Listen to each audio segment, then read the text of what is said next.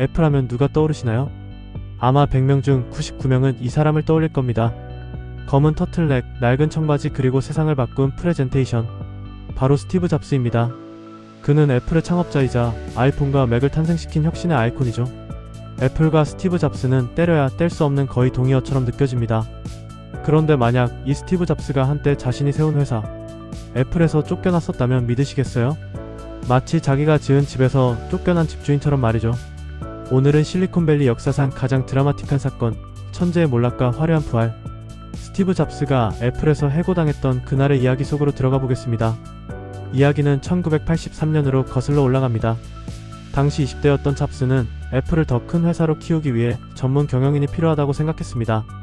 그의 눈에 들어온 인물은 바로 당시 펩시콜라의 사장이었던 존 스컬리였습니다.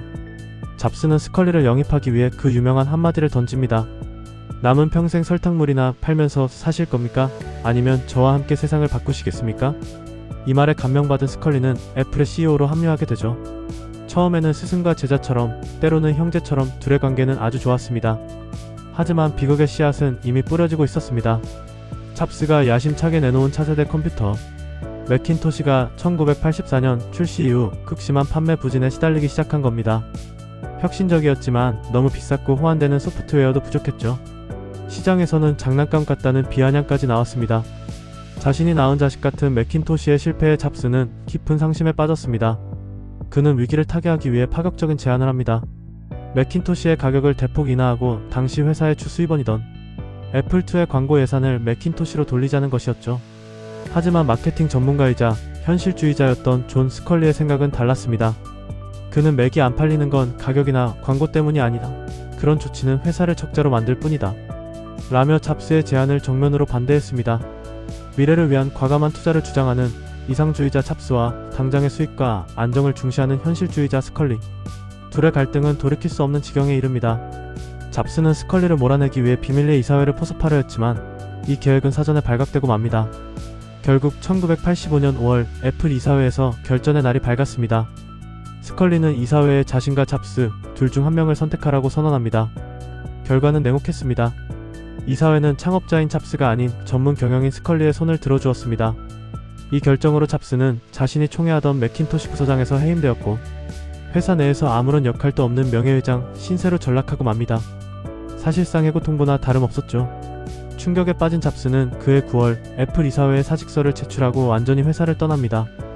30살의 젊은 창업자는 자신이 세운 왕국에서 그렇게 쫓겨났습니다.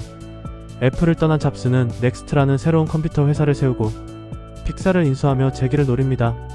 픽사는 토이스토리의 대성공으로 애니메이션의 역사를 새로 썼지만 정작 넥스트의 컴퓨터 사업은 큰 성공을 거두지 못하며 12년의 세월이 흐릅니다.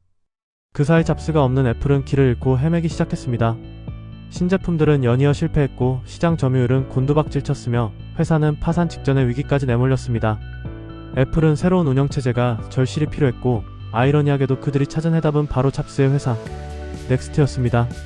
1997년 애플은 넥스트를 4억 2,900만 달러에 인수하며 12년 전 내쫓았던 창업자를 임시 CEO라는 이름으로 다시 불러들입니다. 마치 트로이 목마처럼 잡스는 자신의 회사와 함께 화려하게 귀환한 것입니다. 애플로 돌아온 잡스는 우리가 아는 그 전설을 써내려가기 시작합니다. 불필요한 사업들을 과감히 정리하고 아이맥을 시작으로 아이팟, 아이폰, 아이패드를 연이어 성공시키며 파산 직전의 회사를 세계 최고의 기업으로 일으켜 세웁니다. 만약 1985년 잡스가 애플에서 쫓겨나지 않았다면 어떻게 됐을까요? 아마 그는 넥스트와 픽사를 통해 얻었던 실패의 경험과 새로운 영감을 얻지 못했을지도 모릅니다. 그의 해고는 개인에게는 씻을 수 없는 상처였지만 역설적으로는 그를 더 위대한 리더로 성장시키고 애플이 기사회생할 수 있는 마지막 기회를 만들어준 성공적인 실패였던 셈입니다. 한 남자의 인생을 바꾼 쓰라린 해고가 결국 세상을 바꾸는 혁신의 씨앗이 된 것입니다. 생각은 댓글, 관심은 좋아요와 구독으로 부탁드려요.